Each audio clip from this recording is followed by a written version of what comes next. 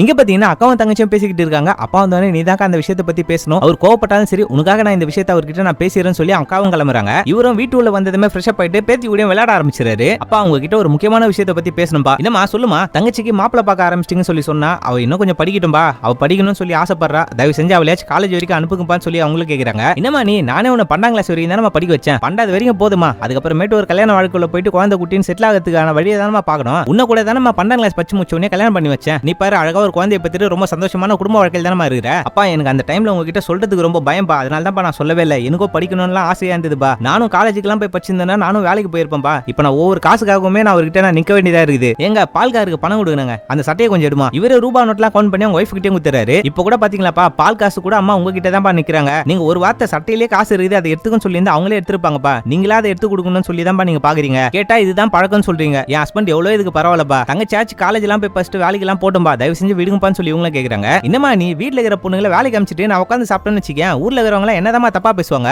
எத்தனை பேர் நல்லா படிச்சு முன்னேறி ரொம்ப பெரிய பெரிய ஆளாலாம் வந்திருக்காங்கப்பா, அவங்க எல்லாருமே வீட்டை எதிர்த்து தான் வந்திருக்காங்க, தயவு செஞ்சு நான் உங்ககிட்ட கெஞ்சி கேட்கிறேன்ப்பா, அவளை படிக்க விடுங்கப்பா, இங்க பாருமா ஊர்ல எனக்குன்னு ஒரு கௌரவம் இருக்குது, நான் உயிரோட இருக்கிற வரைக்கும் இதெல்லாம் கண்டிப்பா நடக்கவே நடக்காது, நீ போயிட்டு படுமான்னு சொல்லிட்டு இவரும் கம்மன் கிளம்பிடுறாரு. படிச்சுக்கிட்டு இருந்த பொண்ணு அப்பா இப்படி சொன்னதுமே புக்க மூடி வச்சுட்டு அப்படியே கம்மன் படுத்துறாங்க. அப்படியே மறுநாள் காலையில விடுது, என்னமா சிக்கன் வாங்கிட்டா மட்டன் வாங்கிட்டா சொல்லி அவங்க அப்பாவும் கேக்குறாரு. தாத்தா எனக்கு ஃபிஷ் தான் வேணும் தாத்தா, அவ மீன் தான் சாப்பிடுவா, அப்படியேமா வாமா நம்ம ரெண்டு பேரும் போயிட்டு கடைக்கு போய் வாங்கிட்டு வந்துடலாம், பேங்க்ல இருந்து லோன் விஷயமா ஒரு ஆபீசரும் வராரு, இந்த இடத்துல சைன் போடுங்க சார் சொல்லி கேக்குறாரு. தம்பி அந்த மைய கொஞ்சம் எடுப்பா, இல்ல சார் மைய மிஸ் பண்ணிட்டு வந்துட்டேன், நீங்க ஒரு சைன் மட்டும் போட்டுங்க சார் சொல்லி அவரும் கேக்குறாரு. தம்பி அந்த சைன் எனக்கு போட தெரிஞ்சா போட மாட்டேனாப்பா, எனக்கு போட தெரியாதுப்பா. தாத்தா உனக்கு சைனே போட தெரியாதா, இந்த நோட்ல எழுதி பாரு உன் பேரு, இதை பார்த்துட்டு அதுல சைன் போடுன்னு சொல்லி அவங்க பேத்தியும் ரொம்ப அசிங்கப்படுத்தி விட்டுறாங்க. ஊருல எனக்குன்னு ஒரு கௌரவம் இருக்குன்னு சொல்லி அவர் ரொம்ப பந்தாவா பேசியிருப்பாரு, அந்த விஷயத்த அவங்களோட பேத்தி ரொம்ப அசால்ட்டாவே உடைச்சிட்டு போயிட்டாங்க. அப்படியே அந்த படத்தையும் முடிக்கிறாங்க.